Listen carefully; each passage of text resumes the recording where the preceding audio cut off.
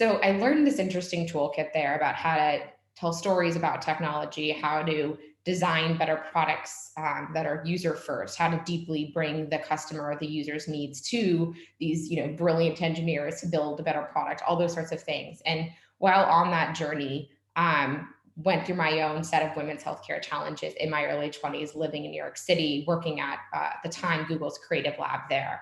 And it was a 3 year long PCOS diagnosis process. So PCOS is an endocrine disorder that affects 1 in 10 women. It's a leading cause of infertility, diabetes, heart disease, a lot of chronic conditions that impact women disproportionately.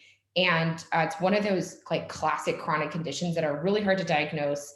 That is like a hodgepodge set of symptoms that constantly get, let's say, stuck between the cracks of traditional healthcare. And when those anyone who's been through a diagnosis process or treatment for a disease or a chronic issue understands those challenges of feeling like a number, like trying to get, navigate the system. And then finally, diagnosed myself and got, kind of got through this.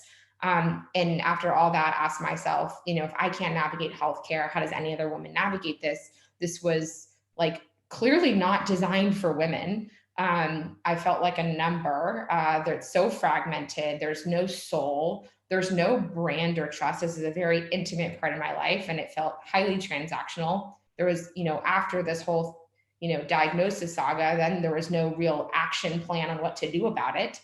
No focus on prevention. And so I got asked myself, well, what if I took this playbook around user-centered design, building brands that are rooted in humanity and trust and relationships, and applied that to the most important things in people's lives, their health, and specifically women's health? Like, how would the healthcare system be? What would it look like? What would it feel like? How would it work if it was actually designed with women at the center of it?